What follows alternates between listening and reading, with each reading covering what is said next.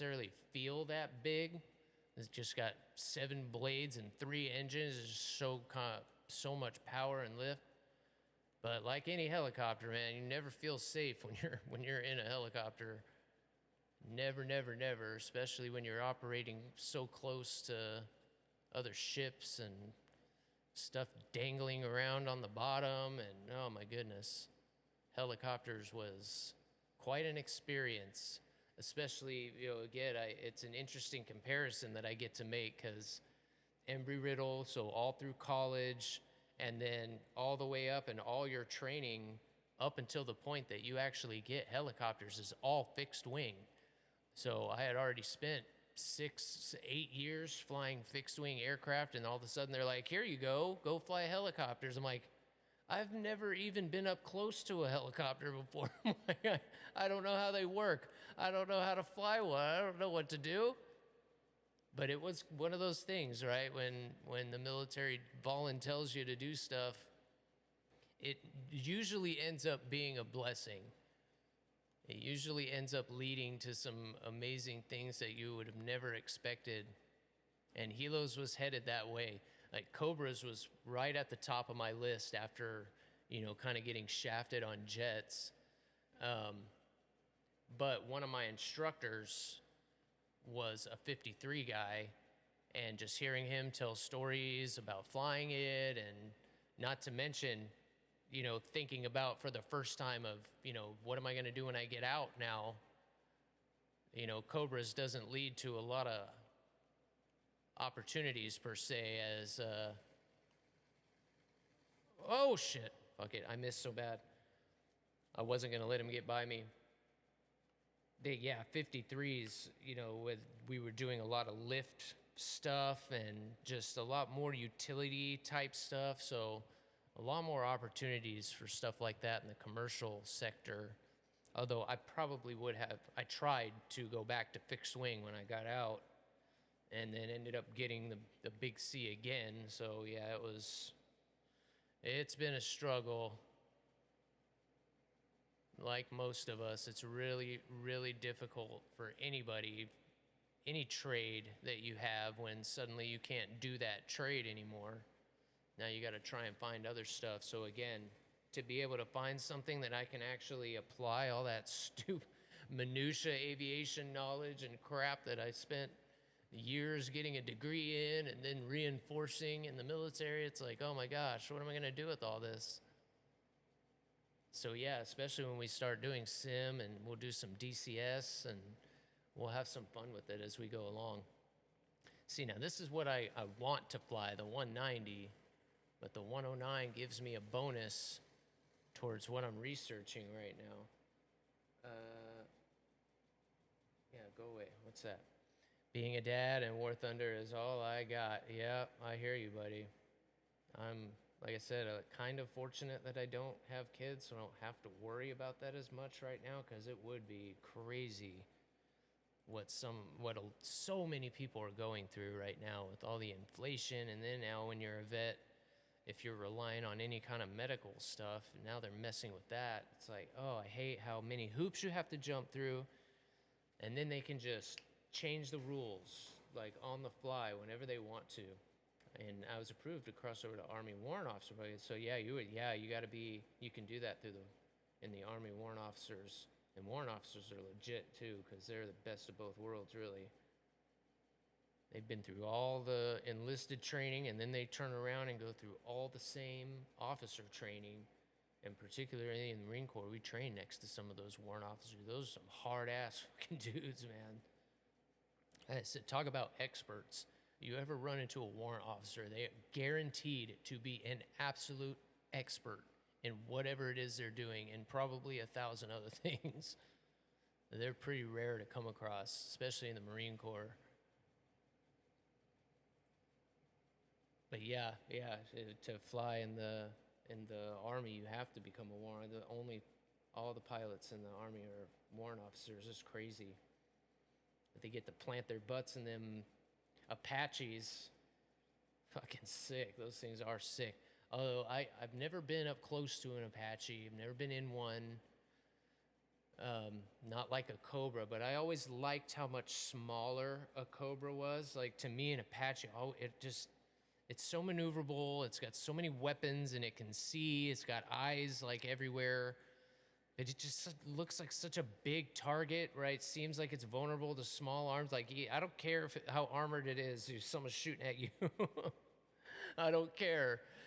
But at least with a Cobra, it was like that thing is smaller. You know, at least it's a little more nimble, maybe a little harder to hit. I don't know. I think I still would have preferred that. And in the Marines, there wasn't a lot of choices. It was the 53, the Frog, the 46, which is like a smaller version of a Chinook. And then you've got Cobras and Hueys, and that's pretty much it. I think that's all they still fly. You can throw the Osprey in there. They just started the class, my class, the class behind me all got helos, and then that second class behind us started getting Ospreys. So yeah, it was right there, those first guys getting Ospreys, and they ended up going through both trainings. They went through multi-engine training, props, and then came over and did helo training as well. And that still didn't do the trick. They still were having trouble figuring it out. But that is a weird flight model, that Osprey. And you never have to leave to take command. You fly or instruct so many hours. Yeah, that's cool. Yep, we can't do any more, so we'll try and teach.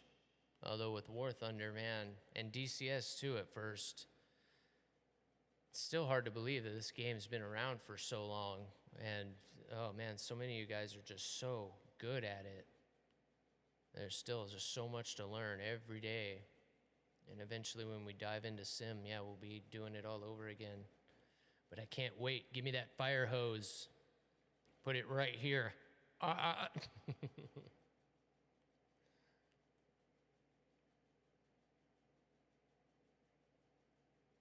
I'm not having it. People are complaining about the servers today. I haven't really had any issues. Excuse me, sorry about that, guys. Water ain't going down right.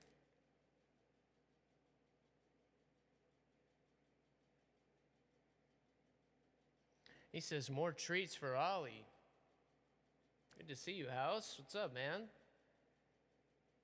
I think we can do that. I did not get up and stretch at 2 hours like I'm supposed to either, so I got to get up and get him a couple more anyway.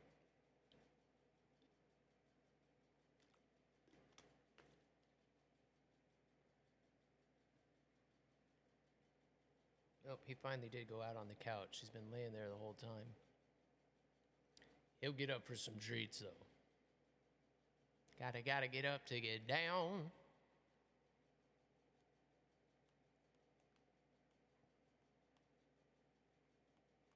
Sorry, guys, I'm not being the best wingman either.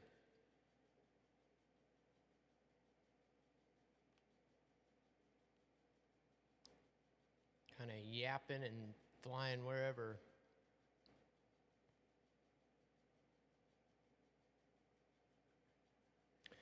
It is a minute to get into these battlefields, though. Oh my gosh.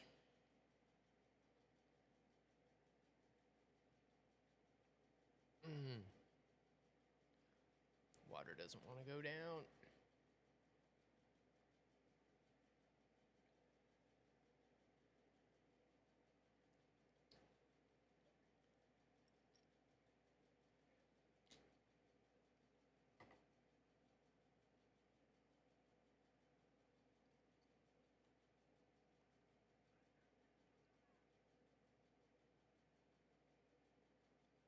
So yeah, hang out, Bone. We'll get Ollie his treats right after this match.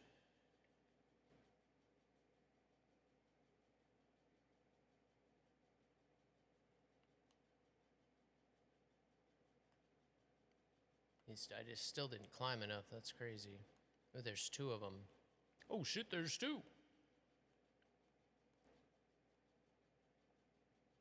He just turned away from us, so we're just gonna try and slip in here. No, this Seafire wants us. He wants some, he's gonna get some.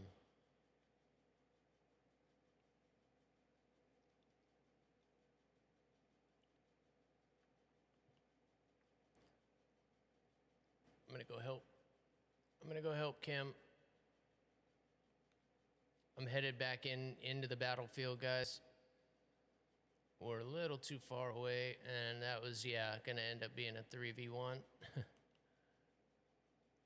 No bueno. Holy cow. There was another sea fire in there, too.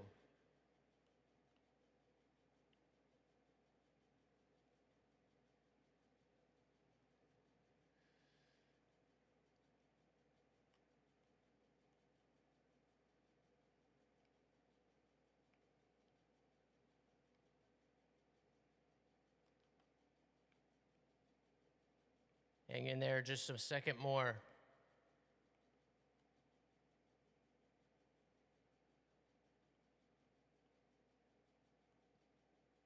If you can pick that sea fire up, get him. I'm coming in on the spit.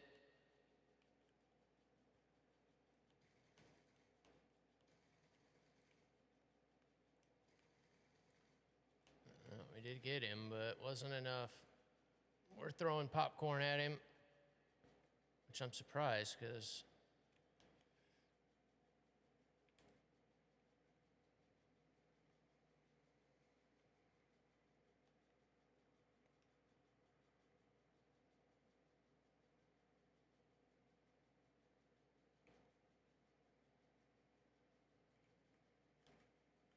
ooh! Oh, nice shooting. I got too slow. Kind of thought you were right on him, though, man. There you go. Now you got him. Good job. Better late than never. I'll take it.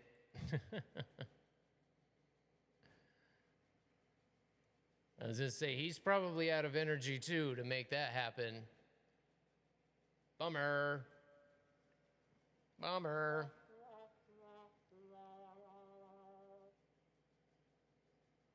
Shane got him, though. Shane got him, or Kim got him. Excuse me. Looking at one thing, seeing Shane, and Bob, there's names everywhere. Thank you guys so much for hanging out today. Happy Tuesday, guys. We just rolling in this week. Today has been nothing but a gravy day. Had an ace on the second game of the day with the Super Hornet and locked up my Blue Angel skin. So now we're flying around with a sick Blue Angel skin on the Super Hornet. I finished up the last plane in rank 7 for Russia, so now we're working on our first Su-27. So we had a good day in the Su-33. Got that all spaded out. So now, aside from watching Kim do a nice little crash landing there, we are working on our first jet in Germany. So we are just moving on the grind, guys. I'm just 5 battles, 5 battles, 5 battles. Once you get to top tier in any one country, you get 5 bonus battles every day for each country. So take advantage of that. While I do recommend doing as many countries as you can, to start, it is a little bit beneficial to focus on one, get it to top tier, and then you get that extra. I think it's 50% a day. 5 battles, 50%. Might even be more than that. And it's pretty significant in helping, you to spread out.